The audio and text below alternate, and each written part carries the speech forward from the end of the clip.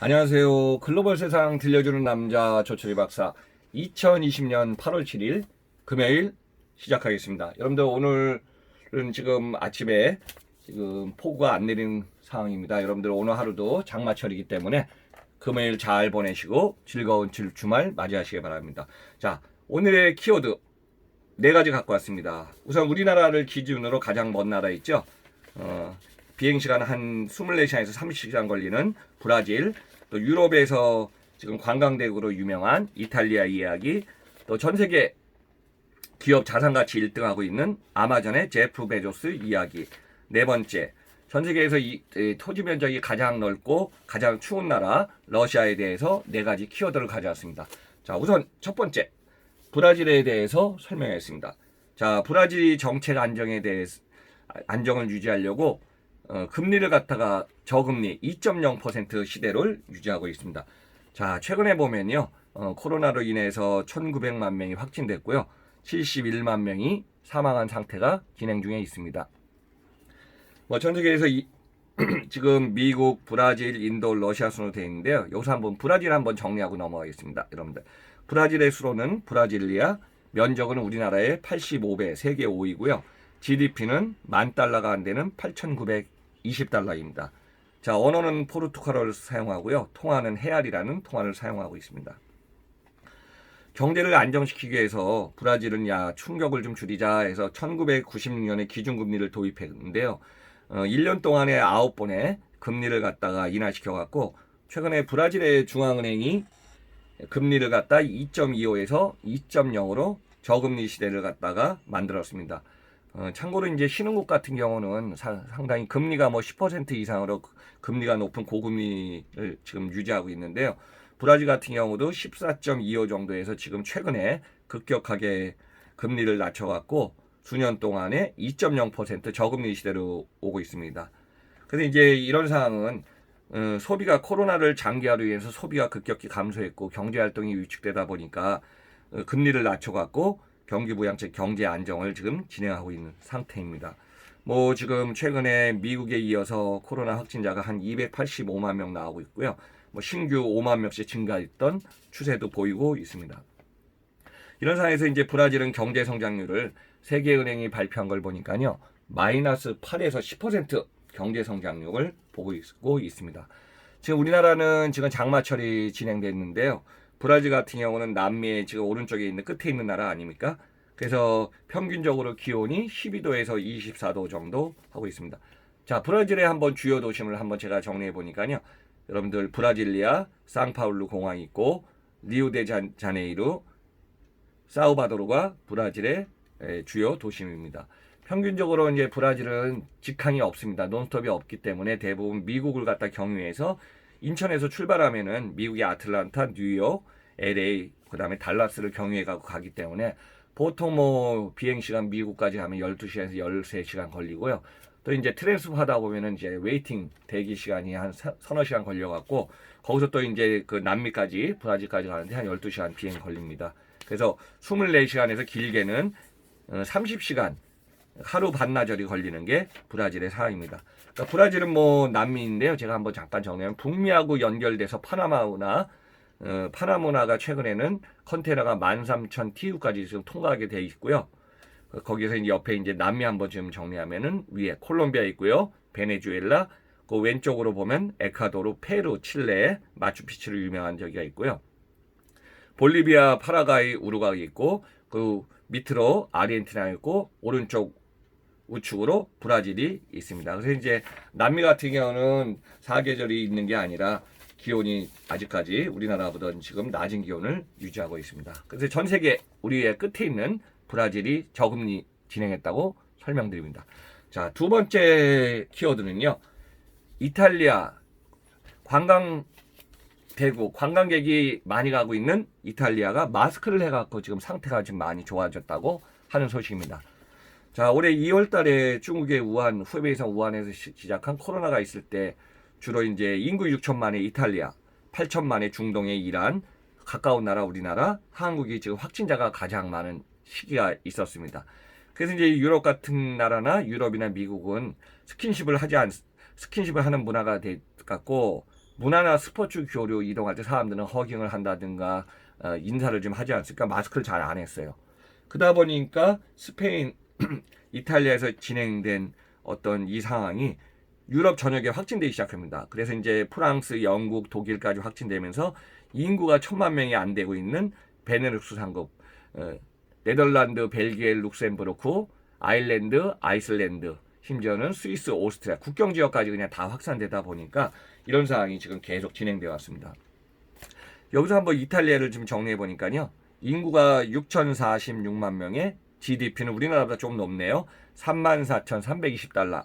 면적은 우리나라 면적의 3배입니다. 이탈리아는 뭐 그 저기 어디에요? 지금 북부부터 그다음에 남부까지 쭉 연결돼 갖고 이탈리아 지역에는 주로 밀라노, 베네치아, 피렌체, 로마, 나폴리오로 주요 도심이 구성되어 있습니다.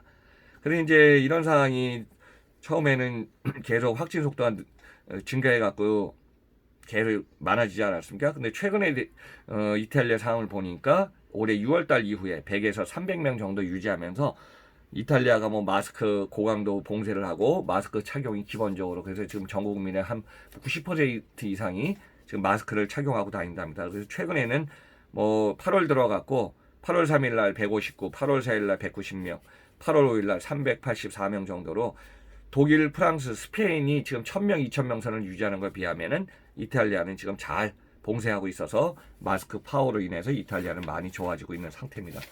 여기서 여러분들 EU라고 그러죠. 유럽연합에 대해서 한번 간략하게 설명드리면은 1994년도에는 유럽 공동체 EC부터 시작됐습니다. 그래서 이제 많은 국가들이 유럽연합에 참가하다 보니까 28개국이 결성되는데요. 그 중에서 영국이 탈퇴, 브렉시트를 함으로써 EU 유럽연합은 27개국이 결성돼서 지금 진행 중에 있습니다. 그 유럽연합은 유로달러, 유로달러를 사용하고 있고요. 다양한 국가, 유럽에 있는 국가들이 결성돼서 유럽연합을 진행하고 있습니다. 자, 세 번째 키워드 가져왔습니다. 전 세계에서 지금 전자상거래 1위 기업으로서 올 들어서 주식, 애플하고 더불어 지금 주식 자산 가치가 70% 이상 증가한 기업이 있습니다. 아마존입니다. 아마존의 창업자 제프 베조스의 주식 자산 가치도 올랐지만은 제프 베조스가 창업자이면서 최고 경영자죠. 1994년에 아마존을 설립해서 아마존은 그때 1995년 인터넷이 시작할 때 WWW 시대를 맞이해갖고 뭐 책하고 서점을 판매하기 시작하면서 카테고리를 확산시켜서 전 세계에서 10개국 이상의 아마존은 지금 뭐 일본, 캐나다, 영국, 뭐 미국을 중심으로 해갖고 다양한 국가에 지금 진출해서 아마존은 지금 전자상거래 왕국을 지금 진행하고 있습니다. 그래서 제프 베조스가 최근에 주식을 갖다가 31억 달러 3조 원을 매각하고요. 올해 들어서도 41억 달러를 갖다 올 초에 매각해서 올해 71억 달러 8조 4천억 원을 갖다가 매각해갖고 지금 자금을 지금 보유하고 있는 상황입니다. 주식은 5,400만 주 이상 보유하고 있고요. 자산 가치로 따지면은 262조 원의 자산을 갖고 있습니다. 그래서 이제 세계 주식이라든가 부자 순위에서 1등을 하고 있는 제프 베조스가 최근에 주식의 자산 가치가 올랐기 때문에 2등의 빌 게이츠보다 700억 달러 이상 많이 지금 자산을 지금 보유하고 있습니다. 여러분들 참고로 2020년도 미국의 부자 순위를 제가 한번 정리해 봤습니다.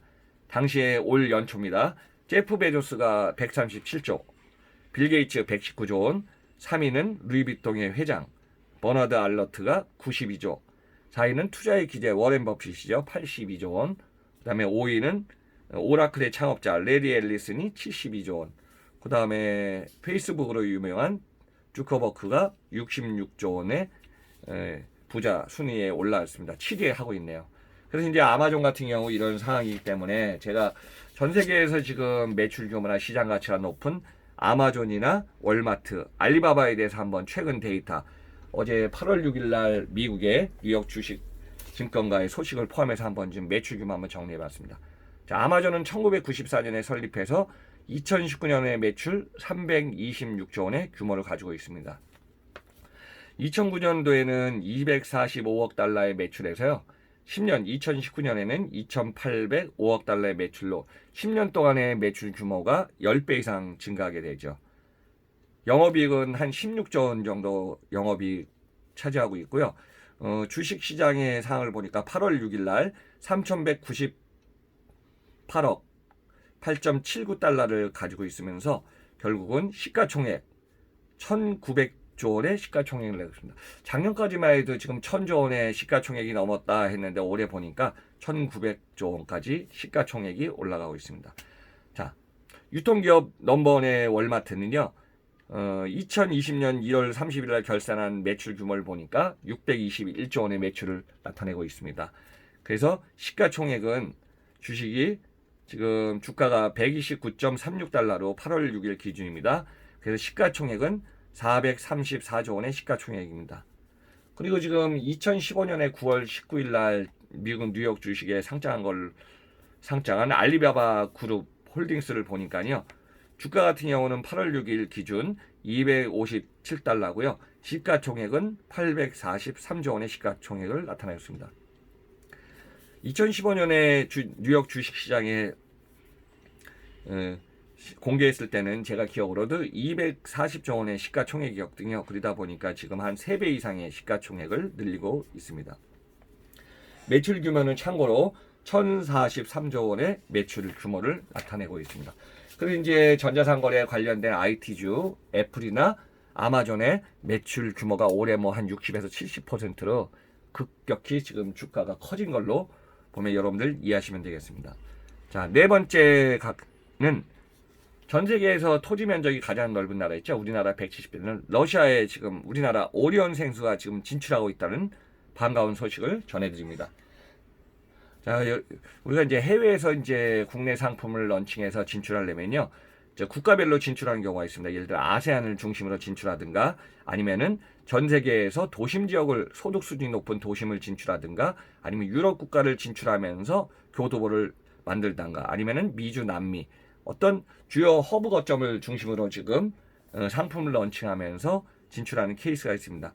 근데 이제 오리온이라는 기업이 지금 제주도에 용암수를 갖다가 올해 6월에 출시해 갖고 지금 이 판매 라인이 엄청 늘었다고 합니다.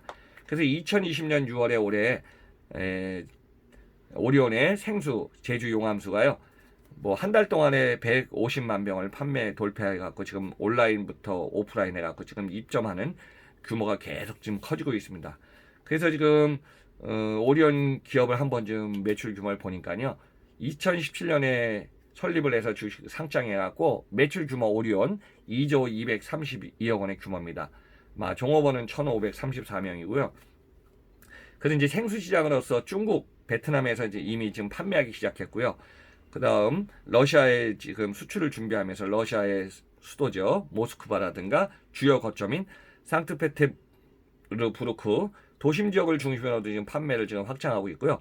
또 우리나라 이제 한국 문화하고 이해도가 높은 블라디보스토크 또 사할린 중심으로 지금 오리온이 생수 시장을 지금 계속 넓혀나가고 있습니다.